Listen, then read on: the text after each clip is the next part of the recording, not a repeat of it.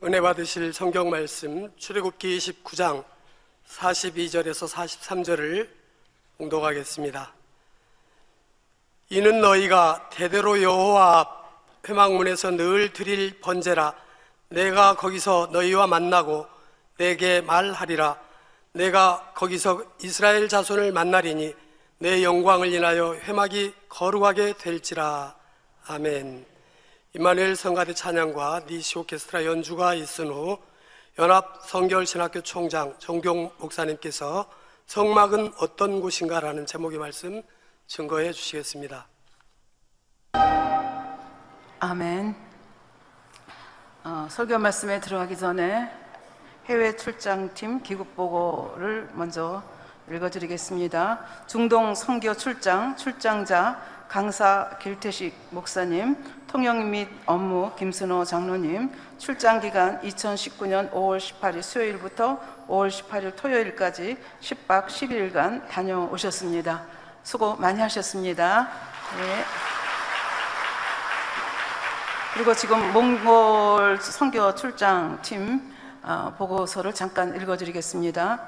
만민과 늘 함께 하시는 아버지 하나님의 증표, 아름다운 무지개를 보며 출국한 출장팀은 약 3시간 반의 비행 후 몽골 징기스칸 공항에 도착했습니다. 늦은 시간이지만 50여 명의 성도들이 몽골 전통 의상을 입고 아름다운 첼로 연주로 선교팀을 따뜻하게 환영해 주었으며, 강사 이미영 목사는 교회적인 축복의 시간에 기도와 금식으로 함께 해주신 몽골의 만민 성도들께 당회장 직무대행이신 이수진 목사님을 대신하여 감사의 마음을 전했습니다. 당회장님의 따님이신 강사 이미영 목사를 뵈니 당회장님을 뵌 듯하다며 행복함으로 눈물 짓는 성도들의 모습을 보며 아버지 하나님께서 근본 출장 기간 동안 우리 만민을 위해 어떤 선물을 준비하셨을까 더욱 기대가 되었습니다. 일정 첫날인 5월 17일 영하의 날씨로 추울 것이라는 일기예보와는 달리, 그러니까 우리는 여름인데 이게 저기가 있어서 그렇죠. 일기예보와는 달리 영상에 따뜻하고 화창한 날씨로 역사해 주셨습니다. 선교팀이 도착하기 전에 내린 눈으로 인해 울란바토르 시내의 흙먼지가 가라앉고 깨끗한 공기 속에 일정을 시작할 수 있어 만민의 행사 때마다 확실한 기사로 함께 하시는 아버지 하나님의 섬세하신 사랑을 느낄 수 있었습니다. 이날은 앙후바야르 선교사가 담임하는 울란바토르 만민교회에서 손수건 집회가 있었습니다. 울란바토르 만민교회 예능팀의 충만한 지저스 워십 후 본교회 공연팀의 충만하고 감동적인 몽골어 찬양과 무용을 통해 참석한 성도들의 마음문이 활짝 열렸고, 이어 강사 이명 목사는 말씀에 앞서 하나님을 만난 후 46년의 삶을 오직 하나님을 위해 성도들을 위해 살아오신 당회장님의 삶을 전하며 전능하신 하나님께서 반드시 선의 대반전으로 역사하실 것을 전할 때 성도들은 아멘으로 크게 화답하였습니다. 강사 이미영 목사는 빛 가운데 행할 때 축복이라는 말씀을 증거하였고, 말씀 후 전체를 위한 손수건 기도와 개인 환자 기도를 통해 무릎 통증, 허리 디스크, 어지러움증이 치료되고 듣지 못하던 귀가 열려 듣게 되는 등 여러 가지 간증을 통해 하나님께 영광을 돌렸습니다. 그중 25세 섭두 에르덴 자매는 2017년 교통사고로 인한 후유증인 간질과 심장혈관 질환으로 인해 종종 쓰러지고 깨어나기까지 2~3시간이 걸렸다고 합니다. 이날도 손수건 집회 중에 쓰러져서 한참을 깨어나지 못하고 있었으나 강사의 손수건 기도를 받은 후 깨어났습니다. 추후 상담과 신방을 통해 온전히 치료되어 하나님께 영광 돌리고자 합니다. 다음 날에는 몽골 만민교회와 울란바토르 만민교회 일꾼 교육과 성도 만남이 있었습니다. 강사 이명 목사는 사모함으로 모인 일꾼들과 성도들에게 아버지 주님, 당회장님께 받은 사랑과 은혜를 잊지 않고 믿음으로 바라보며 아버지 하나님의 사랑 안에 거함으로 새 예루살렘까지 함께 하기를 증거하였고, 성도 만남 시간에는 많은 성도들이 방언을 받고 행복해 하였습니다. 특별히 이날 일정 후에 가진 성도 만남을 통해 아버지 하나님께서 예비하신 선물 중 하나를 발견할 수 있었는데요. 바로 2010년부터 2013년까지 뇌출혈로 3번 쓰러진 후 말을 하지 못한 채 못하게 된 슈렌 채책 성도입니다. 슈렌 채책 성도는 상담 후 권능의 손수건 기도를 받고 눈물로 회개하며 곧바로 말문이 열려 아멘, 목자님 감사합니다, 사랑합니다라고 말하며 아버지 하나님께 영광을 돌렸습니다. 이외에도 성결의 복음과 당회장님의 권능을 사모하는 성도들은 당회장님의 기도를 통해 또 최근 이재준 목사님께서 인도하는 은사 집회를 통해 많은 치료와 축복의 간증이 넘쳐나고 있습니다. 성도들의 삶 속에 녹아져 있는 아버지 하나님의 만민과 당회장님을 향한 사랑의 증거들은 귀국 후 자세히 전해드리도록 하겠습니다. 이제 주일에는 빠쩌릭 선교사가 담임하는 몽골 만민교회 창립 10주년 기념 예배와 행사 그리고 손수건 집회의 일정이 진행됩니다. 권능의 손수건을 통해 변함없이 갈수록 더 크게 만민과 함께 하시는 증거를 나타내시는 아버지 하나님께 영광 돌리는 손수건 집회가 될 것을 기대합니다. 저희는 모든 일정을 마치고 화요일에 귀국하여 뵙겠습니다. 행복하고 충만한 주일 되세요. 네, 감사합니다. 이번 시간은 지난 시간에 이어서 성막 두 번째 시간으로 성막은 어떤 곳인가에 대해서 여러분과 생각을 해보려고 합니다. 지난 시간 걸 잠깐만 요약을 한다면 구약시대 이 성막은 이동식 성전이라고 말씀을 드렸습니다. 그래서 하나님의 영광의 구름이 움직이면 해체해서 같이 움직이고 또 머무르면 그곳에 다시 성막을 짓고 이제 이렇게 해서 성막은 이동식 성전이다 이렇게 말씀을 드렸고요. 여기서 이스라엘 백성들이 제사를 지내고 예배를 드립니다. 그리고 지금은 우리가 이렇게 자유롭게 교회에 와서 예배 드리지만 그때는 성막에 레위족이 아닌 제사장이 아닌 사람들은 함부로 부정하게 잘못 드나들었다가는 이제 그 자리에서 죽는 너무나 거룩하고 엄숙한 그런 장소였다 말씀을 드렸습니다.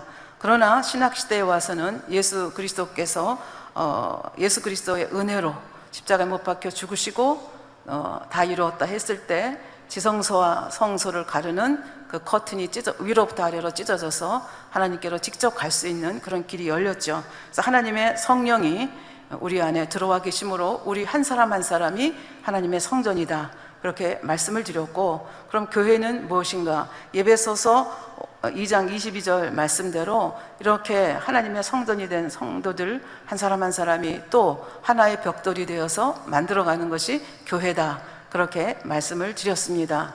그러면 이번 시간에는 성막은 어떤 곳인가 하는 것을 세 가지 측면에서 말씀을 드리고자 합니다. 오늘 읽어주신 출애굽기 29장 42절부터 43절에 보면 성막이 어떤 곳인가를 세 가지 측면에서 말씀을 하고 있습니다. 제일 첫 번에 보면 이는 너희가 대대로 여호와 앞 회막 앞에서 늘 드릴 번제라. 그러니까 하나님 앞에 제사 지내는 곳. 그러니까 요즘 말로 말하면 하나님 앞에 예배 드리는 장소가 성막이다, 교회다 이렇게 말씀을 드릴 수가 있겠고요. 그 다음에는 내가 거기서 너희와 만나고, 하나님과 만나는 장소가 또 성막이다. 그리고 하나님께서 우리에게 말씀해 주시는 곳이 성막이다. 이렇게 세 가지로 요약해서 말씀을 드릴 수가 있겠습니다. 그래서 오늘은 이 세 가지에 대해서 같이 생각을 해 보려고 합니다. 하나님 앞에 제사 지내는 거룩한 처소가 성막이다 이렇게 말씀을 드렸습니다. 지난 시간에도 누누이 말씀드렸지만 하나님께서 이스라엘 백성을 그 애굽의 노예살이에서 해방시키신 것은 단순히 그들이 너무 불쌍해서 그들이 자유민으로 살 수 있도록 하나님께서 하신 것만은 아니었습니다. 그들을 하나님의 소유된 백성으로 삼으시고 제사장 나라로 삼으셔서 전 세계를 하나님 나라로 이루고자 하는 하나님의 원대한 계획 가운데 이스라엘 백성들을 선택하셨습니다. 그리고 모세 선지자를 부를 때 그 시내산에서 불탄 떨기나무 앞에서 만나시면서 하나님께서 이 산으로 내가 백성들을 다시 인도하여 낼 것이다. 그리고 그들이 여기서 나를 섬기리라 말씀하셨습니다. 그래서 그 말씀대로 되어서 열재앙을 통해서 하나님께서 하나님이 어떤 분이신가를 이스라엘 사람들에게도 보이시고 애굽 사람들에게도 보이시고, 그리고 이스라엘 백성들을 인도해 내셨습니다. 그리고 홍해를 건너고 그 다음에 이제 마라의 쓴물 사건도 겪고 르비딤 사건도 하고 그다음에 이제 만나를 먹여가면서 이스라엘 백성들을 시내산까지 인도를 하게 되시죠. 그래서 하나님께서 말씀하신 대로 출애굽기 3장 12절에서 말씀하신 대로 이스라엘 백성들에게 거기서 하나님의 율법을 주시고 하나님과 언약을 맺게 하시고 그리고 이제 성막, 하나님이 이스라엘 백성을 만나 주실, 임재하실 성막에 대해서 계시해 주시는 것을 저희가 지금까지 보았습니다. 그래서 이스라엘 백성들은 하나님의 특별한 백성들입니다. 그래서 하나님께서 이스라엘 백성들을 언약을 맺으시는데 어떻게 언약을 맺으셨습니까? 율법을 먼저 주시고 너희들이 이대로 살겠느냐 해서 동의하에 살겠습니다 하고 말했을 때 하나님께서 제사를 지내게 하시고 단을 쌓게 하시고 동물의 피를 받아서 반은 제단에 붓고 반은 어떻게 했습니까? 언약의 책과 백성들에게 뿌렸습니다. 그래서 피로 언약을 맺으셨습니다. 그래서 이것이 구약의 언약입니다. 그리고 하나님께서는 이렇게 피로 언약을 맺은 백성들이 거룩하신 하나님 앞에 나올 수 있도록 하나님께서 성막을 짓게 하시고 그 성막에서 제사를 통해서 하나님께 제사함을 필요할 때는 제사함을 받게 하시면서 이스라엘 백성들이 하나님께 나올 수 있는 길을 열어 주셨습니다. 그렇다고 하면 신약을 사는 우리들은 어떠합니까? 우리도 피로 언약을 맺은 하나님의 백성입니다. 누가복음 22장 20절에 보면 저녁 먹은 후에 잔도 이와 같이 하여 가라사대 이 잔은 내 피로 세우는 새 언약이니 곧 너희를 위하여 붓는 것이라. 그래서 하나님께서 예수님을 이 땅에 보내주시고 예수님께서 사역을 하시고 마침내 때가 되셨을 때 우리 인생들의 모든 죄를 짊어지시고 십자가를 지시고 모든 피와 물을 다 흘려주셨습니다. 그리고 죄가 없으셨기에 3일 만에 부활하시고 승천하셔서 우리의 주가 되셨습니다.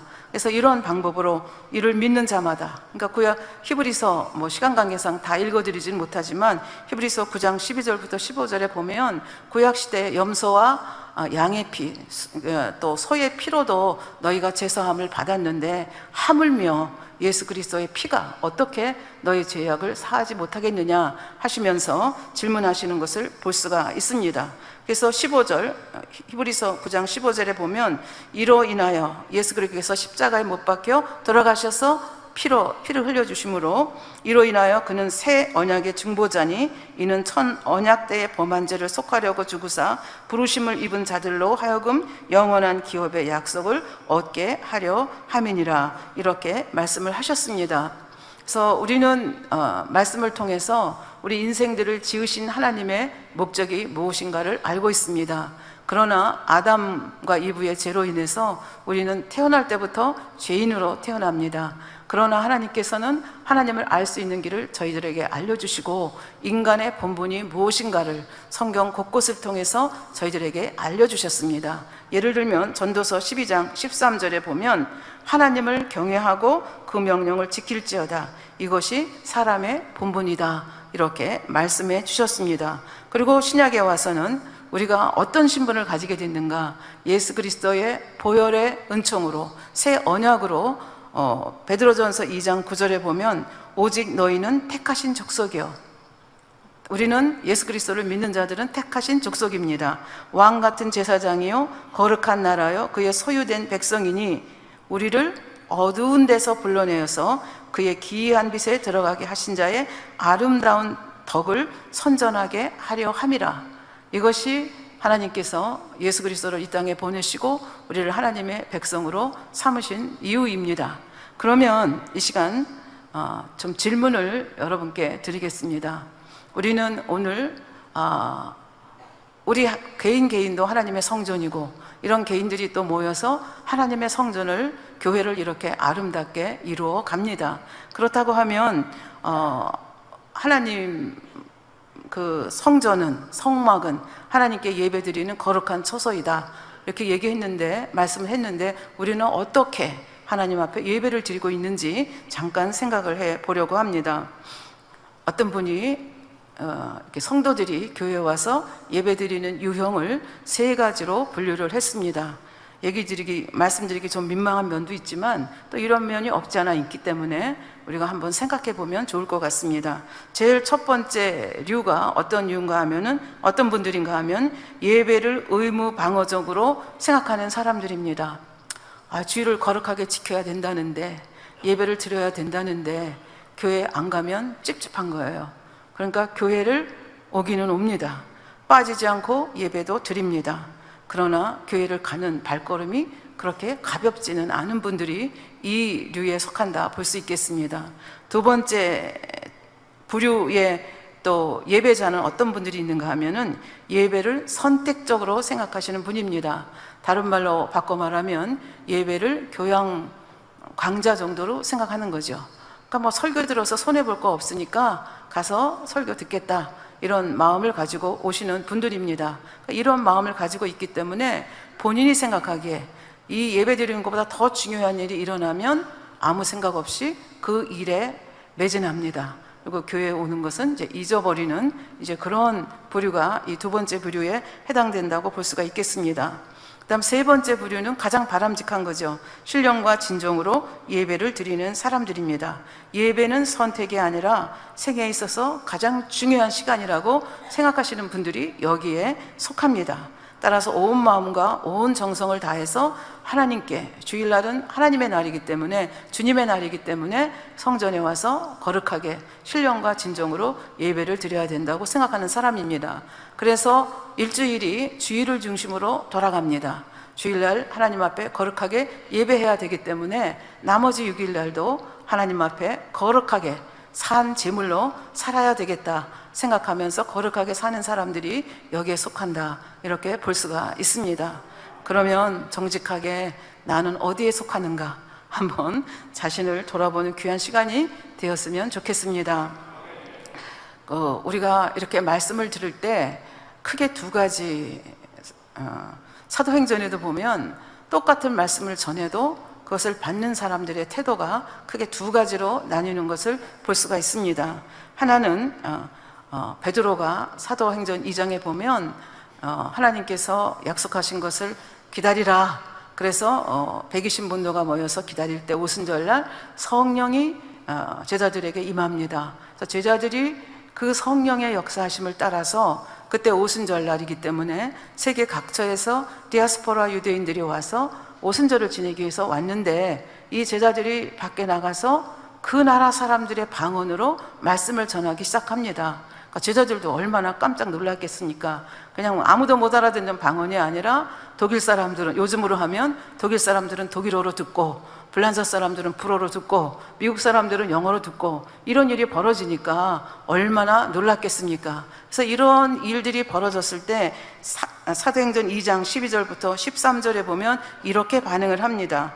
다 놀라며 의혹하여 서로 가로되 이 어찐 일이냐 하며, 또 어떤 이들은 조롱하여 가로되 저희가 새술에 취하였다. 저 아침부터 술 먹고 해롱거리는 거야, 이렇게 얘기하는 사람도 있었다는 얘기죠.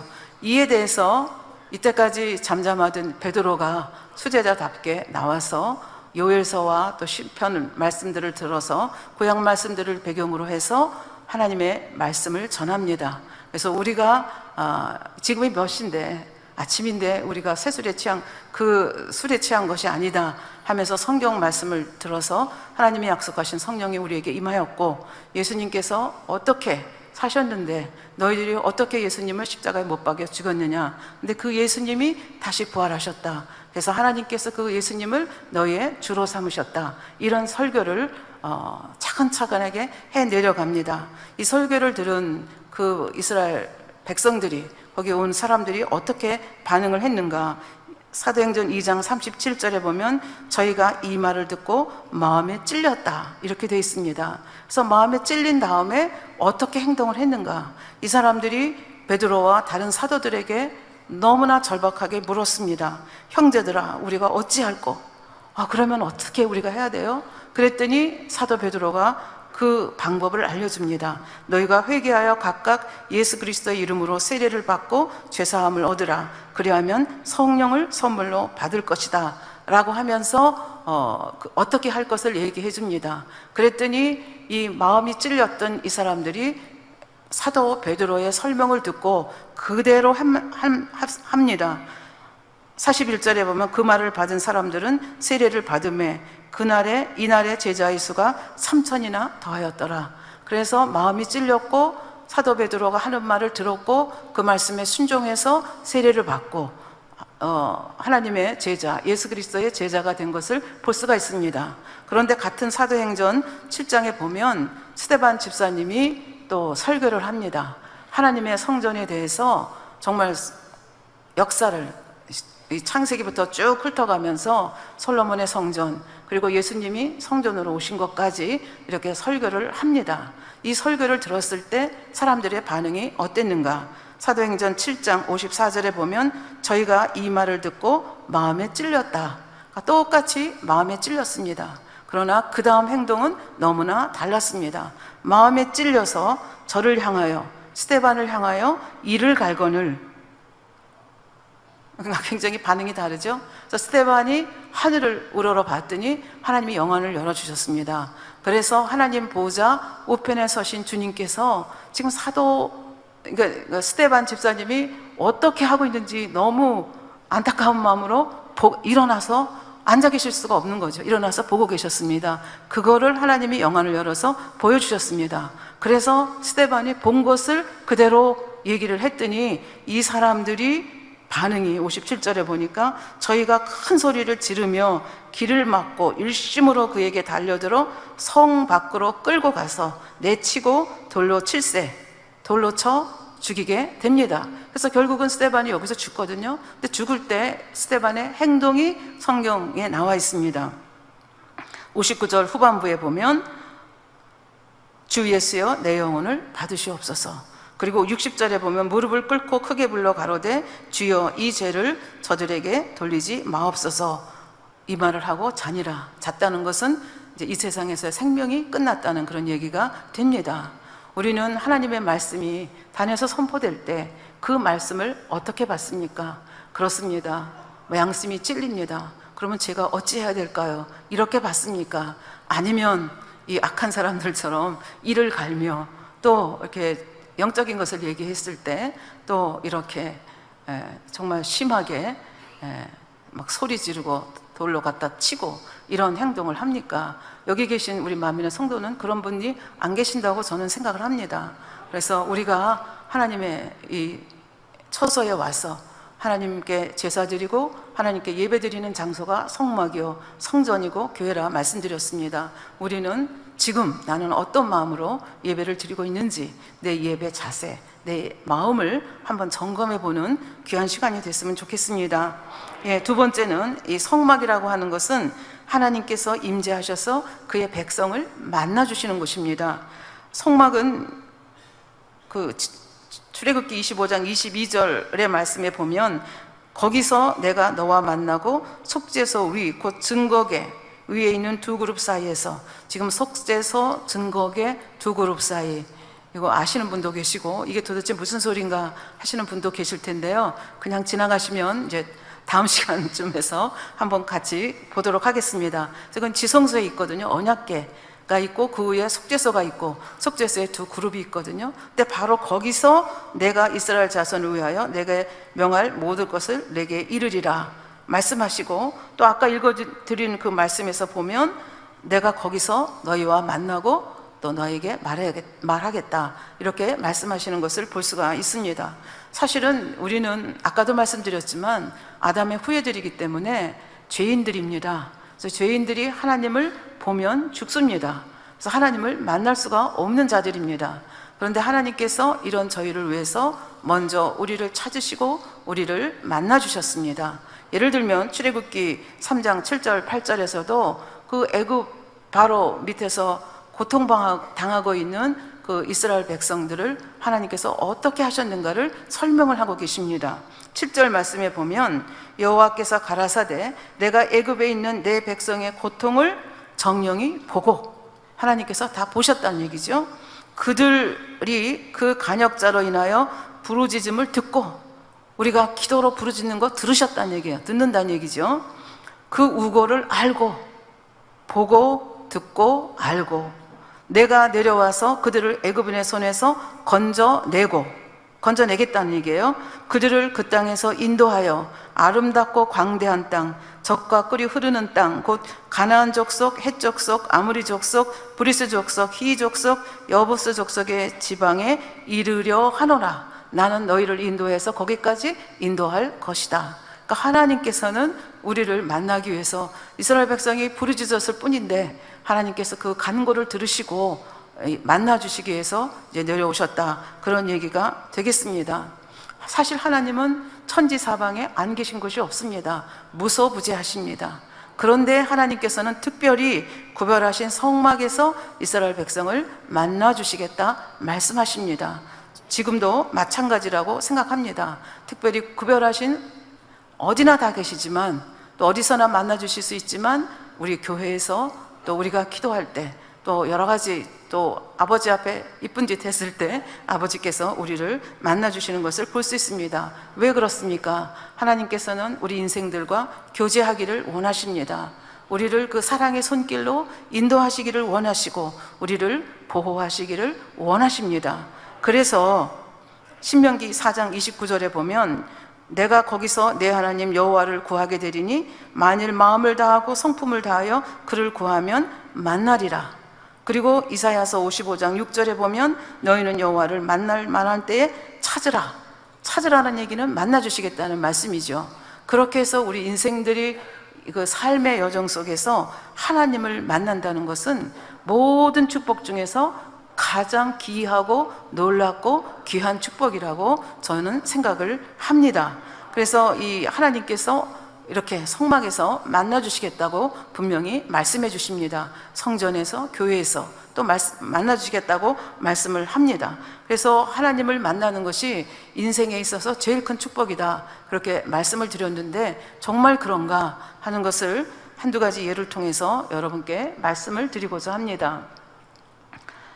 전라도 청웅이 어딘지 모르겠는데 하여튼 이름도 없는 아주 산골 중에 산골인가 봐요. 그런 산골에 소년이 살고 있었습니다. 초등학교 5학년인 소년이 살고 있었는데 뭐 형들도 있고 다 있는데 너무너무 가난해서 먹을 것도 제대로 없고 그런 집안이었기 때문에 형들은 초등학교도 못 다니고, 지금 말하는 이 소년은 똘똘하다고 아버지가 해외에 유학 보내는 심정으로 초등학교에 보냈습니다. 그래서 지금 초등학교 5학년인데 그 초등학교 5학년인 이 학생들에게 천지개벽의 사건이 벌어졌습니다.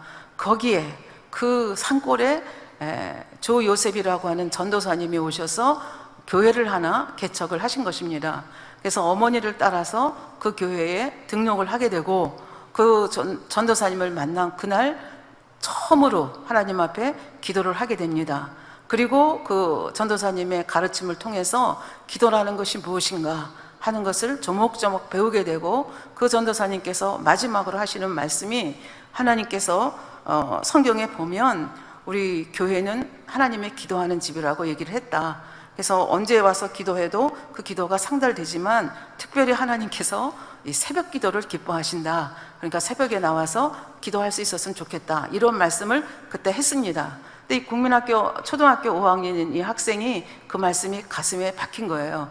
그래서 교회가 가깝지도 않은데 그 추운 날도, 더운 날도 이제 그 교회를 가서, 그렇다고 요즘 우리가 하는 것처럼 목사님이 설교를 하시고 뭐 정해진 순서에 따라서 하는 것이 아니고 그냥 오는 대로 와서 그냥 개인 기도하고 돌아가는 것이 이제 그때의 새벽 기도였다고 합니다. 근데 이 초등학교 학생이 이제 본인의 고백에 의하면 자기는 한번 옳다고 생각하면 끝까지 하는 성질이 있는, 그러니까 좀 아주 그 대단한 소년이라고 볼 수 있겠죠. 그래서 이날도 엄청 추운 날인데 추위를 뚫고 새벽 기도를 갔습니다.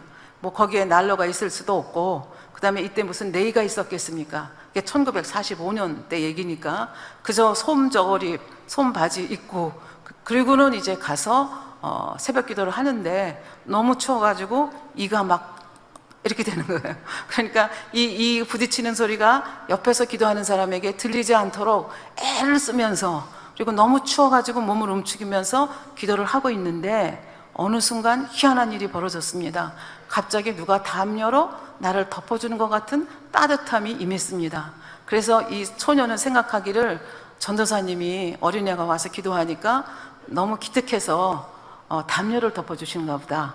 그때 당시에는 우리가 1945년, 아주 40년대, 50년대, 제가 저 초등학교 다닐 때만 해도 이렇게 구호물자라는 게 있었거든요. 그래서 밀가루도 나눠주고 우유도 나눠주고 뭐 그러던 게 지금도 기억이 나는데, 여기 시골의 교회에도 담요도 주고 뭐 이렇게 좀 여러 가지 구호물품이 온 것 같습니다. 그래서 혼자 생각하기를, 그 구호물자, 그 담요를 우리 전도사님이 나한테 덮어주시는가 보다. 그런데 눈을 떠서 보면 안 된다고 생각을 했습니다. 왜? 지금 하나님께 기도하고 있기 때문에. 그래서 기도를 다 끝낸 다음에 전도사님한테 가서 너무 감사합니다, 그렇게 인사를 해야지. 그리고 이제 어느 시간 동안 기도를 한 다음에 이제 담요를 이렇게 손으로 잡으려고 보니까 담요가 없는 거예요. 이상하다 하고 주위를 돌아봐도 천 조각도 없는 거예요. 그러면서 이제 순간적으로 들었던 말씀이 생각이 났습니다. 이게 성령 체험인가 보다. 성령님이 나를 꼭 안아주셨네, 그런 생각이 들었습니다. 성령님께서 이 조그만 애가 와서 기도하는 것을 얼마나 기뻐하셨으면 성령님이 나를 이렇게 꼭 안아주셨을까. 그래서 그때 그 느낌은 어린 젖먹이가 어머니 품에 안긴 것 같은 그런 아늑함을 느꼈다. 그건 단순히 추위를 녹여주는 그런 그 담요가 아니라 환경과 공간을 넘어서 절대적인 평안이 자기에게 임했다, 이렇게 고백을 하고 있습니다. 그러면서 생각이 난 것이, 전도사님께서 말씀하시기를 하나님이 세상을 이처럼 사랑하사 독생자를 보내셨으니 저를 믿는 자마다 다 구원에 이르게 한다. 그래서 하나님이 예수 그리스도가 우리를 사랑해서 이렇게 오셨는데, 그 우리는 다른 사람이 아닌 바로 나를 위해서도 그 예수님이 십자가에 못 박혀 돌아가시고 이렇게 구원의 길을 열어주셨다. 딱 집어서 전도사님, 막연히 우리를 위해서가 아니라 너를 위해서 이렇게 돌아가셨다, 이렇게 말씀하여 주셨고, 그것이 굉장히 가슴에 딱 닿았습니다. 그래서 그 전도사님의 말씀에 이제 은혜를 많이 받았고, 그래서 이렇게 따뜻한 담요로 나를 쌓아주시는 성령님, 그것을 경험한 날부터는 하나님이 본 적도 없고 만난 적도 없지만 하나님이 우주 공간에 멀리 계신 분이 아니라 내 가까이 계셔서 나의 기도를 들으시고 나를 안아주시고 나를 친밀하게 인도해 주시는 하나님이라는 그 개념이 그 어린아이의 마음에 박히게 됩니다. 그래서 이분이 지금 80세가 훨씬 넘으신 것으로 알고, 제가 이번 설교를 하면서 인터넷을 뒤져보니까 아직도 왕성하게 활동을 하고 계시더라고요. 그래서 이분이 누군가 하면 이스라엘 벤구리온 대학에 교수로 계시다가 건국대학교 교수로 오시고 또 부총장까지 하시고 우리나라 새마을 운동에 아주 중요한 역할을 하신 그런 분입니다. 여러분들 이렇게 하면 이제 금방 아시겠죠. 유태영 박사라고 하시는 분인데, 저도 이분을 개인적으로 몇 번 만난 적이 있습니다. 정말 시골 할아버지 같이 정답고 뭐 옷 차려입고 그런 거 없습니다. 그리고 그냥 정말 뭐 한번 하겠다 그러면 끝까지 해내는 정말 의지의 사나이, 신앙면에서도. 그러니까 지금까지 한 번도 새벽 기도를 쉬어본 적이 없다고 그렇게 기도하면서 기도라는 책을 최근에 또 내셨더라고요. 그래서 그 전에 책을 가지고 있었는데 그 책을 제가 이리저리 해서 잊어버렸는데, 이번에 다시 한번 이렇게 하면서 다시 이제 구입을 해서 다시 한번 읽게 되면서 또 감동을 많이 받았습니다. 그래서 이분이 시골에서 그 가난한 집에서 어떻게 이렇게 될 수가 있었겠습니까? 하나님을 만났기 때문에. 그가 가지고 있는 것이 예수 그리스도 안에서는 능치 못할 것이 없느니라. 그것이 인생의 신조였습니다. 그리고 문제가 있을 때마다 하나님 앞에 머리를 숙이고 기가 막히게 응답을 받는 여러 가지 스토리가 있는 것을 알 수가 있습니다. 다음에 기회가 되면 또 말씀을 드리도록 하겠습니다. 그래서 하나님을 만난다는 것, 그냥 막연히 아는 것이 아니라 하나님을 이렇게 만나고 그분이 나와 함께 계시고 그분이 나를 위해서 예수 그리스도를 보내주셨다는 것을 믿는 사람은 인생이 변화될 수밖에 없습니다. 또 한 분의 말씀을 여러분에게 드리고자 합니다. 박태수 선교사라고 하시는 분인데요, 이 분은 보이지 않는 세계가 더 넓다라는 책을 쓰신 분입니다. 저도 우연히 이제 이분이 쓰신 책을 보다가 2009년도에 쓰셨는데 이분의 얘기를 기억을 하고 있는데 이번에 설교에 인용을 하려고 하니까 제가 책을 좀 더 잊어버리는 그런 사건이 있어서 책이 없었습니다. 그래서 다시 인터넷을 서치를 하니까 이분의 책이 또 다시 나왔더라고요. 그래서 다시 한번 사가지고 이제 이분의 이야기를 여러분에게 전합니다. 이분은 어떤 분인가 하면 개척 선교사입니다. 개척 선교사는 어떤 선교사냐? 교회가 없고 선교사가 없고 복음을 듣지 못한 이들에게 가서 선교를 합니다. 그리고 교회를 개척합니다. 그리고 거기서 일꾼을 훈련시키고 그 교회가 자립하면 또 다른 곳에 가서 개척을 하는 그런 개척 선교사입니다. 그래서 이분이 이제 하나님을 만났기 때문에 이렇게 개척 선교사가 됐고, 지금 이분은 미국 CCC 국제본부에서 한인 1세에서는 드물게 사역 책임자로 있으면서 이렇게 개척 선교를 하다 보니까 험악한 곳만 가게 되죠. 이슬람권이라든지 아프리카라든지 아시아 국가들을 이렇게 다니면서 선교를 하시는 분인데, 이분이 처음부터 그런 분이셨는가? 그렇지는 않습니다. 이분의 이야기를 잠깐 소개를 하면, 아버지가 규모가 큰 건축 자재 회사를 운영하고 있었습니다. 그러니까 부족함이 없었습니다. 돈도 어느 정도 있었고 집도 좋았고 그 다음에 뭐 부족함이 없이 그렇게 살았습니다. 그러니까 하나님이라는 거 생각도 해본 적이 없지만, 하나님이라는 것은 자기한테는 별로 필요가 없는 그런 존재로 알고 그렇게 살았던 그런 사람입니다. 그런데 어느 날 아버지 회사가 갑자기 부도가 났습니다. 그러고 나니까 자기가 살고 있던 2층 양옥집도 쫓겨나게 되고 집에 있던 살림살이도 하나하나 다 누군가가 가져갔습니다. 그리고 정착한 곳이 정말 자존심이 너무나 상하는 그런 험악한 곳이었습니다. 그러고 보니까 이게 고등학교 2학년 초였는데, 이러고 보니까 친구들이 슬슬 자기를 피하기 시작했습니다. 아버지는 술로 나날을 보냅니다. 생각합니다. 돈만 있으면 되는데, 돈만 있으면 그 2층 양옥집도 갈 수 있고, 돈만 있으면 이것도 살 수 있고, 돈만 있으면 내 친구들이 다시 나에게로 돌아오는데, 그런데 그 돈을 구할 수 있는 방법이 없다는 것을 깨닫게 됩니다. 그래서 사는 것이 너무 부끄러웠습니다. 나는 왜 이런 삶을 살아야 되는가? 그 고등학교 2학년 한참 사춘기인 그 학생이 그 형편없이 그 낭떠러지기로 떨어진 자기의 삶을 보면서 고뇌하다가, 돈이면 해결이 되는데 그 돈을 구할 방법이 없기 때문에 방법이 없다. 이렇게 구차하게 사느니 차라리 죽어버린 게 낫겠다. 그래서 쥐약을 준비를 합니다. 그날은 토요일이었습니다. 그래서 쥐약을 가방 속에 넣고 가서 이제 D-Day를 잡으려고 그 쥐약을 놓고 간 거죠. 그래서 옛날에는 토요일도 공부를 했거든요. 그래서 토요일 공부가 끝날 때쯤에서 뒤에 있는 친구가 느닷없이 수업 끝나고 탁구를 치자고 얘기를 했습니다. 죽을 생각을 한 사람이 왜 그랬는지 모르지만 탁구를 치러 같이 갔습니다.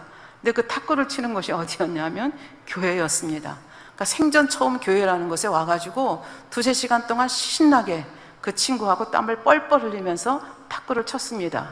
그리고 시간이 흐르니까 여기저기서 학생들이 모여들기 시작을 합니다. 그래서 보니까 옆방에 있던 자기 친구도 오고, 또 평소에 사모하던 여학생도 오고, 도대체 여기는 어떤 곳인가 하면서 의아하게 생각을 합니다. 근데 그들의 표정과 그들의 말과 그들의 행동을 통해서 이 박태수라는 고등학교 2학년 학생은 느낍니다. 내가 살던 세계하고는 다른 것 같아. 내가 만나던 내 친구들하고는 뭔가 다른 것 같아. 그러니까 뭔가 다르다는 것을 느끼기 시작합니다. 그래서 그날은 이제 무슨 날이었는가 하면 중고등부 학생부가 모이는 날이었습니다. 그래서 중고등부 학생부 모임이 끝나고 전도사님이 이 박태수 학생을 불러서 단도직입적으로 예수를 믿으라고 권합니다. 첫 번째 반응은 내가 예수를 왜 믿어? 이런 반응이 첫 번째 반응이었지만, 저 깊은 곳에서는 저 살고 싶어요. 저 좀 살려주세요. 이런 외침이 그 깊은 곳에서 울려 나오는 것이고, 예수를 믿으면 저 사람들 같이 나도 될 수 있을까? 예수를 믿으면 나도 행복할 수 있을까? 그러면서 예수 그리스도를 통한 영원한 생명에 대해서 듣게 됩니다. 예수 그리스도의 사랑이 어떤 사랑인가를 듣게 됩니다. 그리고 그날 집에 돌아와서 가방 속에 있던 쥐약을 쓰레기통에 버리게 됩니다. 그리고 꼭 다른 세상이 있을 것 같이 느꼈던 그날이 자기의 생일날이라고, 두 번째 생일날이라고 그렇게 고백을 하고 있습니다. 그래서 돈만 있으면 모든 것이 해결된다고 생각했는데 돈은 한 푼도 들어온 것이 없습니다. 그러나 나에게 예수 그리스도를 알게 해주고 영생을 알게 해준 그 친구의 사랑이 있었기 때문에 나는 소망을 갖게 됐고, 나는 다른 세상을 바라볼 수 있게 됐고, 그래서 그의 인생이 변화가 돼서 결국은 개척 선교사가 돼서 서원을 했다고 합니다. 그래서 그 서원대로 오늘도 개척 선교사를 하고 있다, 그렇게 고백을 하고 있습니다. 그러면서 그는 그 책에서 이렇게 고백합니다. 그동안 수없이 많은 나라와 지역을 다녔다. 교회가 없고 복음이 들어가지 않은 곳을 발바닥이 부르트도록 뛰어다녔다. 아이들이 신발도 없이 돌길을 걸어 다녀야 하는 곳도 있었고, 장티푸스로 온 동네가 죽어가는 마을도 있었다. 전쟁 후유증으로 몸살을 앓는 지역도 있었고, 에이즈로 갓난아이들까지 죽어가는 마을도 있었다. 하나같이 먹을 것을 달라, 약을 달라 아우성이었다. 어디서부터 손을 써야 할지 모를 정도로 그들의 환경은 비참했다. 내가 가진 것이라면 무엇이든지 주고 싶었다. 옷도 주고 약도 주고 먹을 것도 주었다. 하지만 그보다 더 큰 것, 보이지 않는 영원한 생명을 주고 싶었다. 영원히 떨어지지 않을 양식, 영원히 메마르지 않을 샘물, 생수를 먹은 사람은 환경의 여하에 관계없이, 그것이 얼마나 비참한 환경에 있다 하더라도 소망을 찾는 것을 보았다. 왜? 자기도 그랬기 때문에. 그래서 그런 아이들에게 그런 곳에 가서, 물론 때를 따라서 옷가지도 나눠주고 뭐 이렇게 먹을 것도 주지만 그것은 너무나 한계가 있는 일이죠. 그래서 그들에게 전해주는 것이 예수 그리스도 복음, 영원한 생명에 대해서 전해주면 이상하게도 그 아이들이 뭐 돈을 받은 것도 아닌데 그 아이들 얼굴에서 미소가 피어나고 감사의 말이 나오고 소망의 눈빛이 되는 것을 보았다는 거죠. 그래서 나는 이 개척 선교를 멈출 수가 없다 라고 고백을 하면서 그의 그 어려웠던 과거가 하나의 아름다운 계기가 돼서 정말 그것이 디딤돌이 되어서 이렇게 하나님을 기쁘시게 하는 개척 선교사가 된 것을 볼 수 있습니다. 만약에 이 청년이 하나님을 만나지 못했더라면 이런 일은 있을 수가 없죠. 자살로 생을 마감했을 것입니다. 근데 하나님께서는 그 친구를 통해서 그 영생을 주시는 하나님을 만나게 하시고 예수 그리스도를 만나게 하셔서 이렇게 세상이 변화가 된 것을 볼 수 있습니다. 세 번째로, 하나님의 성막은 하나님의 말씀이 선포되는 것입니다. 그래서 뭐 다 여러분들 다 아시죠. 출애굽기 25장 22절에 보면 거기서 내가 너와 만나고 속죄소 위 곧 증거궤 위에 있는 두 그룹 사이에서 내가 이스라엘 자손을 위하여 내게 명할 모든 일을 내게 이루리라. 그리고 아까 말씀하셨듯이 내가 거기서 너희와 만나고 내가 말하리라. 하나님께서 성막에서 말씀해 주시겠다고 말씀을 하는 것을 볼 수가 있습니다. 그래서 성막에서 하나님의 말씀이 선포된다는 것은 하나님의 뜻이 무엇인지, 하나님은 우리에게 어떤 삶을 살기를 원하시는지, 이런 것이 하나님의 말씀을 통해서 이스라엘 백성들에게 전해졌다, 이제 그런 말씀이 되겠습니다. 예를 하나만 들어보도록 하겠습니다. 민수기 9장에 보면 하나님께서 이스라엘 백성들에게 다 이제 그 성막도 짓고 이렇게 다 끝나고 이제 떠날 날이, 그러니까 다시 이제 광야를 떠나서 가나안 땅으로 갈 날이 얼마 안 되었을 때 하나님께서 말씀하십니다. 정기에, 그러니까 정한 기일에 유월절을 지키라. 유월절은 언제입니까? 1월 14일 저녁입니다. 그래서 이스라엘 백성들이 그 광야에서 하나님 앞에서 유월절을 지냅니다. 그래서 유월절을 지냈을 때 몇몇 사람이 나와서 질문을 합니다. 뭐라고 질문을 하는가 하면 6절에 보면 때에 사람의 시체로 인하여 부정케 되어서 유월절을 지킬 수 없는 사람들이 있었는데 그들이 당일에 모세와 아론 앞에 이르러, 그러니까 여러분들 구약을 보면 지금은 안 그렇지만 시체를 만지면 일주일간 부정하거든요. 그러니까 부정한 사람은 유월절을 지낼 수가 없는 거예요. 그러니까 그래서 내가 유월절을 못 지냈는데 그럼 어떻게 해야 되느냐, 이렇게 모세와 아론에게 물었습니다. 그들에게 이르되 우리가 사람의 시체로 인하여 부정케 되었거니와 우리를 금지하여 이스라엘 자손과 함께 정한 기일에 정기에 여호와께 예물을 드리지 못하게 하심은 어찌미니까 하고 이렇게 물었더니 모세 선지자가 내가 하나님께 여쭤보겠다, 하나님께 여쭙어요. 어디서 얘기하세요? 언약궤의 속죄소 두 그룹 사이에서 못에 들어가서 하나님께 여쭙는 거죠. 그랬더니 하나님께서 방법을 제시해 주십니다. 그럴 계기가 앞으로 더 많겠죠. 왜냐하면 이런저런 일로 시체를 만지기만 해도 7일간 부정하니까 부정한 사람들은 유월절을 못 지내지 않습니까? 그러니까 그런 일이 앞으로 다반사가 있을 텐데 그럴 때 어떻게 해야 되느냐, 그 방법을 제시를 해줍니다. 그래서 10절에 보면 이스라엘 자손에게 일러 고하여 이르라. 너희나 너희 후손 중에 시체로 인하여 부정케 되든지 먼 여행 중에 있든지 할지라도 나 다 여호와 앞에 마땅히 유월절을 지키되. 근데 1월 14일 날 못 지키잖아요. 그러니까 2월 14일 해질 때에, 그러니까 한 달 후에 2월 14일에 똑같이 율례를 따라서 그 유월절을 지키라고 말씀해 주십니다. 이걸 우리가 늦은 유월절이라고 얘기를 하거든요. 그래서 여러분들이 열왕기서 같은 거 읽어보다 보면 히스기야 왕 때 늦은 유월절 지내는 장면이 나오거든요. 그러니까 이런 예비 지식이 있어야 그 성경 말씀이 무엇을 뜻하는지 아시게 되는 거죠. 그래서 민수기 9장에서 처음으로 백성들이 질문하고 그 질문에 대해서 모세가 자기 생각대로 대답한 것이 아니라 하나님께 여쭙고 하나님께서 설명해 주시고 그것을 백성에게 말해서 하나님의 뜻이 무엇인지, 하나님의 마음이 무엇인지를 전해주는 장면을 우리가 볼 수가 있습니다. 그러면 오늘날의 교회는 어떠해야 됩니까? 교회도 하나님의 말씀이 선포되는 곳이어야 됩니다. 하나님의 말씀이 제대로 선포되어야 되죠. 예수 그리스도가 왜 우리의 구세주가 되는지, 왜 예수를 믿어야만 우리가 구원을 받는지, 뭐 선결이 중요하다고 하는데 선결이 무엇인지, 어떻게 해야 선결이 되는지, 이런 거를 풀어서 말씀해 주신 것이 단에서 선포되는 말씀입니다. 그래서 이 말씀이 굉장히 중요한데요. 얼마만큼 중요하냐? 시편 119편 105절에 보면 주의 말씀은 내 발의 등이요 내 길에 빛이니이다. 우리가 깜깜한 곳에 가는데 등이 없고 빛이 없으면 열심히 가긴 하지만 어디로 가는지 모르고 가게 됩니다. 한 예를 들어보도록 하겠습니다. 사하라 원주민의 이야기인데요. 사하라 서쪽에는 사하라 사막의 중심이라고 생각하는 그런 한 작은 마을이 있었습니다. 지금도 있다고 하는데요. 매년 적지 않은 여행객들이 여기를 방문합니다. 그러나 옛날에는 그렇지 못했습니다. 그 옛날은 언젠가 레빈이라고 하는 청년이 그곳을 방문한 것이 계기가 돼서 이 마을이 변화되기 시작합니다. 어떻게 해서 변화되는가? 이 레빈이라고 하는 사람이 어찌어찌 하다가 그곳에 가서 그곳 사람들과 대화를 나눠봤더니 그곳 사람들이 얘기하기를 우리는 태어나서 죽을 때까지 한 번도 밖으로 나가본 적이 없다.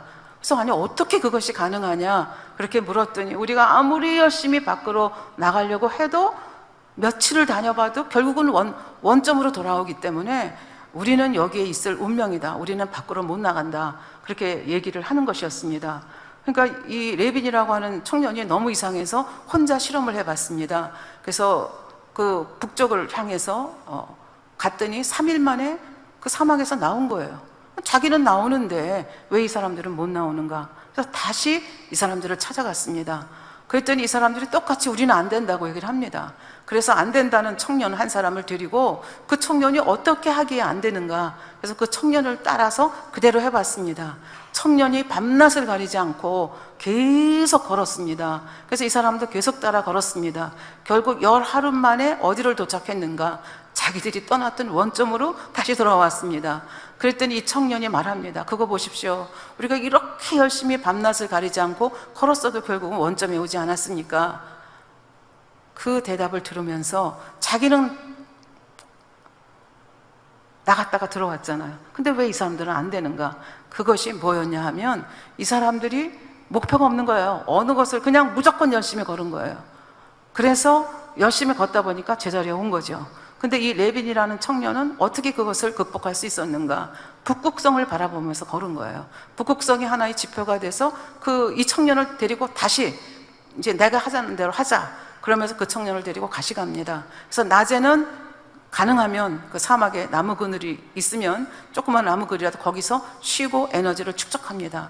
그리고 밤에 북극성을 보면서 그것을 따라 걸었습니다. 3일 만에 또 밖으로 나온 거예요. 그러니까 이 청년도 뭐가 문제인지를 그때서야 아는 거죠. 우리가 비유적으로 말씀을 들으면 이 북극성이라고 하는 것은 하나님 말씀입니다. 하나님 말씀이 바로 선포되어야 되고 그 하나님 말씀만으로 우리는 족합니다. 그러니까 이 세상에 공경에 빠졌습니다. 도저히 풀릴 것 같지 않습니다. 죽어라 하고 일합니다. 사실 요새 열심히 안 사는 사람 어디 있습니까? 애들도 꼬마들도 그 인생에 짐을 지고 학원 다니면서 얼마나 고생합니까? 다 그렇게 열심히 삽니다.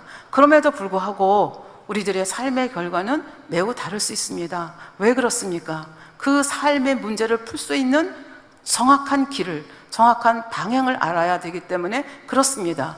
이 하나님의 말씀은 우리 인생에 있어서 이 정확한 길, 정확한 방향으로 갈 수 있도록 우리를 인도하시는 하나님의 말씀입니다. 등이요 빛이라 하신 말씀이 그런 의미라고 생각을 합니다. 그래서 뭐 시간이 많이 갔는데요. 한 가지만 말씀드리고 맺도록 하겠습니다. 여러분들이 사도행전 10장에 보면 고넬료와 베드로의 사건을 읽게 됩니다. 고넬료는 하나님을 경외하는 자라고 되어 있습니다. 고넬료는 이스라엘 사람이 아닙니다. 이탈리아대의 백부장입니다. 그러니까 그 로마 사람이죠. 로마 사람인데 여러분들 중간기에 보면 하나님의 말씀이 히브리 성경이 헬라어로 번역이 됩니다. 그걸 우리가 70인역이라고 얘기를 하거든요. 그래서 그 전까지는 로마 사람들이 그 유대인들을, 하나님을 믿는 사람들을 야만인이라고 생각했습니다. 왜냐하면 할례한다고 어린아이 성기를 칼로 베지를 않나, 음식은 뭐는 먹고 뭐는 안 먹는다고 하면서 까다롭게 굴지를 않나. 그러니까 너무 이상한 사람들, 사귀기 힘든 사람이라고 생각을 했습니다. 그런데 70인령 성경이 헬라어로 번역이 되니까 그거를 읽게 됐습니다. 그래서 그들이 왜 할례를 하는지, 왜 그 음식을 안 먹는지, 그들이 섬기는 여호와 하나님은 어떤 분인지를 깨닫게 됩니다. 그리고 로마라고 하는 나라는 부유해지면서 백성들이 부패해지죠. 근데 자기들의 삶과 그들의 삶을 비교해 봤을 때 하나님이 인도하시는 이 삶이 좋다고 생각을 하는 사람들이 생기게 됩니다. 그래서 유대교로 전향한 사람도 있지만 유대교로 전향을 하지 않는다 할지라도 회당에 가서 하나님의 말씀을 들으면서 하나님을 경외하는 자들이 있었습니다. 그런 사람을 신약에서 하나님을 경외하는 자들이라고 표현을 하고 있습니다. 근데 고넬료가 바로 그런 사람이었습니다. 그래서 하나님을 경외하는 사람이었고 구제를 잘하고 그런 사람이었죠. 그러니까 하나님께서 고넬료를 향한 특별한 은혜를 베푸시죠. 그 은혜가 뭐예요? 지금 저기 요바에 가면 피장의 집에, 그러니까 위치까지 다 알려주시는 거예요. 베드로라고 하는 사람이 있는데 그 베드로라는 사람을 불러다가 말씀을 들으라. 그래서 보냅니다. 그리고 베드로에게는 또 그 보낸 사람들이 도착할 때쯤 환상을 보여주시죠. 그 보자기에 여러 가지 짐승이 들어있는 환상 보여주면서 잡아먹으라. 그러니까 베드로가 저는 부정한 거 안 먹습니다. 몇 번 실강의를 하죠. 그리고 그 환상을 베드로가 생각할 때 하나님께서 말씀하시죠. 지금 너를 부르러 온 사람이 있는데 그 사람들을 따라가라. 그리고 내가 정하다 한 것을 내가 부정하다 하지 말라. 그렇게 해서 성령께서 쌍방향으로 역사하시죠. 그래서 가이사랴까지 가거든요. 그래서 거기서 하나님이 어떤 분이시고 예수 그리스도가 이 땅에서 어떻게 사역하셨고 왜 돌아가셨고 왜 부활하셨고 그리고 예수 그리스도를 믿는 사람들이 왜 죄사함을 받는지 하나님의 자녀가 어떻게 되는지를 설명을 할 때에 예상하지 못한 일이 벌어졌습니다. 그것이 사도행전 10장 44절에 보면 베드로가 이 말할 때에 성령이 말씀 듣는 모든 사람에게 내려오시니, 이때는 기도한 것도 아니에요. 그냥 말씀을 전하는데 성령이 그냥 물 붓듯이 그 고넬료를 비롯한 모든 사람들에게 내려온 거예요. 그래서 무슨 현상이 벌어졌느냐? 베드로와 함께 온 할례 받은 신자들이, 베드로가 혼자 오지 않고 두세 명 같이 데리고 왔거든요. 그 신자들이 이방인들에게도 성령 부어주심을 인하여 놀라니 이는 방언을 말하며 하나님 높임을 들으미러라. 그래서 베드로가 얘기합니다. 하나님이 이들에게 성령을 주시는데 우리가 어떻게 세례를 안 주겠느냐? 그러면서 그 자리에서 세례를 주는 장면이 나옵니다. 우리는 이것을 읽으면서 이 하나님 말씀이 얼마나 중요한가, 그리고 하나님은 절대적으로 틀림없이 역사하시거든요. 여러분들이 성경을 읽어보면 이때에 빌립 집사님이 가이사랴에 있었습니다. 근데 하나님은 빌립 집사님을 사용하지 않고 누구를 사용했어요? 저 멀리 요바에 있는 베드로를 불러오게 하십니다. 그래서 베드로가 이 현장에 있게 하시고 이 가이샤라 오순절 사건이라고 얘기하거든요. 그래서 이방인 선교에 있어서 한 획을 긋는 이 사건이 되거든요. 왜 한 획을 긋는 사건이 되느냐? 사도행전 15장에 보면 이제 이 복음이 번져 나가면서 이방인들에게도 전달되고 유대인들에게도 복음이 전달이 됐습니다. 근데 그 유대인으로서 크리스찬이 된 사람들 중에는 누구든지 다 할례를 받아야 된다. 할례를 받아야 구원을 받는다. 그리고 음식 부정한 거 먹으면 안 된다. 뭐 이렇게 해가지고 사도 바울과 그렇지 않다고 생각하는 사람들과 이 유대인 크리스찬들 사이에 굉장히 왈가왈부하면서 문제가 됐기 때문에 이것을 해결하기 위해서 예루살렘 회의가 열립니다. 그래서 거기서 엄청난 토론이 이루어지는데 마지막에 누가 이렇습니까? 베드로가 이렇습니다. 베드로는 보통 사도가 아닙니다. 넘버원 제일 가는 사도입니다. 베드로가 일어나서 이 가이사라에서 있었던 오순절 사건을 얘기합니다. 그리고 하나님의 마음이 무엇인가를 말했을 때 그 야고보, 거기에 그 의장인 야고보가 결론을 내리죠. 할례 안 받아도 된다. 음식 안 해도 된다. 그러나 피자 먹지 말고 몇 가지만 이렇게 제한을 하고 이방인들을 하나님께 돌아오는 것을 어렵게 하지 말라 하는 것을 우리가 볼 수가 있습니다. 예, 이렇게 해서 이 성막이라고 하는 것, 교회라고 하는 것은 어떤 곳인가? 하나님께 예배드리는 처소이다. 하나님을 만나는 곳이다. 하나님의 말씀이 선포되는 것이다. 이 세 가지 말씀을 여러분에게 드렸습니다. 그러면 신약 시대에는 어떠합니까? 우리는 예수 그리스도를 통해서 예수 그리스도를 믿는 자들에게 죄 사함을 주십니다. 그리고 예수 그리스도를 믿는 자들을 하나님께서 만나 주십니다. 교회에서도 만나 주시고 기도하는 가운데서 만나 주시고 여러 가지 방법으로 만나 주십니다. 그리고 예수 그리스도를 통해서 그리고 교회를 통해서 이렇게 하나님의 마음인 말씀을 전달하게 하십니다. 그러면 우리는 내 한 사람 한 사람의 성전도 지극히 중요하고 또 한 사람 한 사람이 모여서 이루어가는 이 교회 공동체라고 하는 것도 얼마나 중요한가를 다시 한번 마음에 새기는 그런 시간이 되었으면 좋겠습니다. 여러분과 내가 이 교회를 만들어 가는 중요한 벽돌 중에 하나라는 것을 우리 인식하고 오늘 설교 말씀을 생각하시면서 기도하시겠습니다. 아버지 하나님 감사합니다. 또 구약시대의 모세를 통해서 성막에 대해서 말씀해 주시고 성막이 어떤 곳인가 하나님께서 제사를 받으시고 하나님께서 백성들을 만나 주시고 하나님께서 필요한 말씀을 또 선지자를 통해서 백성들에게 전해주시는 너무나 귀한 장소인 것을 우리가 알았고 또 신약시대에도 여전히 예수 그리스도를 통해서 우리에게 죄사함의 기회를 주시고 만나 주시고 말씀해 주시는 하나님을 만나게 됩니다. 아버지 하나님, 우리 한 사람 한 사람의 성전이 얼마나 귀하고 또 교회가 얼마나 귀한가를 다시 한번 생각하며 나는 어떻게 이 성막을, 교회를 또 내 몸을 생각해야 되는가를 다시 한번 마음에 새기는 귀한 시간이 될 수 있도록 도와주시옵소서. 감사드리며 우리 주 예수 그리스도의 이름으로 기도하옵나이다. 아멘. 영상으로 당장의 환자 기도를 받겠습니다. 몸이 아프거나 연약한 분들은 아픈 곳이나 연약한 곳에 손을 얹고 기도받으시고 문제 해결받기 원하는 분이나 마음의 소원 응답받기 원하는 분들은 가슴에 손을 얹고 믿음으로 기도받으시기 바랍니다. 할렐루야. 전능하신 사랑의 아버지 하나님, 이 시간 기도받는 모든 성도님들 위해 안수하여 주옵소서. GCN과 인터넷과 화상을 통해 기도받는 지교회와 지성전 그리고 전 세계 하나님의 자녀들 위에도 시공간을 초월하여 역사하여 주시기를 원합니다.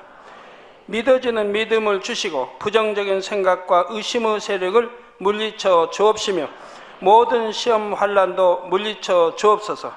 머리부터 발끝까지 오장육부 뼈 마디마디 온몸의 신경 조직 세포 등 아픈 곳마다 성령의 불로 태우시고 근본의 빛으로 역사하여 주옵소서.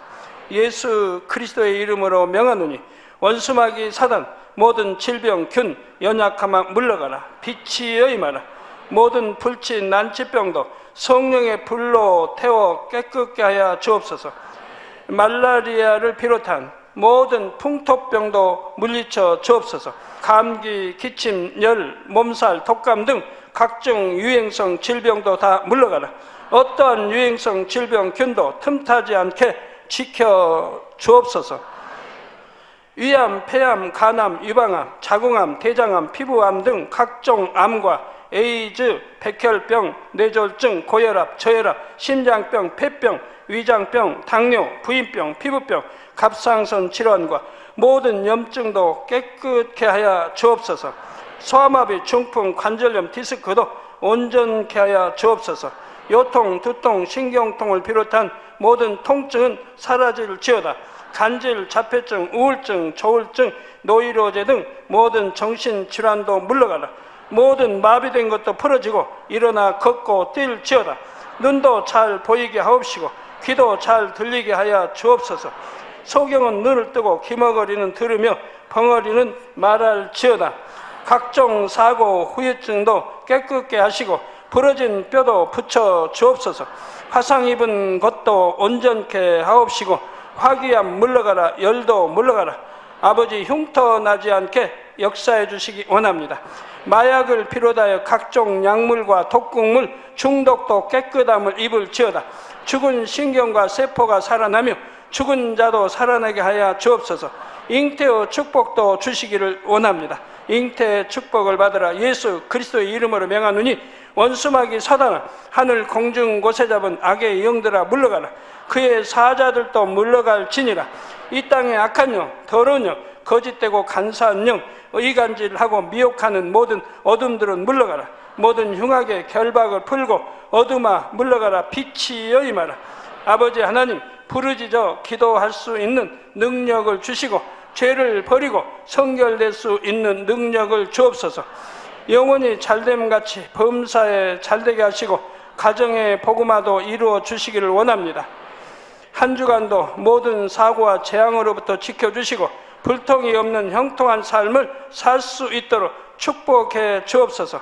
성령의 불담으로 천군 천사와 주님의 불꽃 같은 눈동자로 모든 하나님의 자녀들과 가정, 일도, 사업들을 지켜주시기를 원합니다. 학생들에게 지혜와 명철을 더하시고 공부할 수 있는 뜨거운 마음과 열정도 더하여 주옵소서. 마음과 생각을 세상에 빼앗기지 않도록 지키시고 하나님을 뜨겁게 사랑하는 학생들로 축복하여 주옵소서. 하나님의 자녀들이 먹으나 마시나 입으나 무엇을 하든지 하나님 앞에 영광 돌리는 삶이 되게 축복하여 주시기를 원합니다. 나는 하나님을 만났노라, 체험했노라, 응답 받았노라, 축복 받았노라 간증하는 입술이 되게 역사하여 주옵소서. 아버지 하나님 감사합니다. 홀로 영광 받으옵소서. 우리 주 예수 그리스도의 이름으로 기도하옵나이다. 아멘. 涙の中おらる主愛の主それは命与える救いの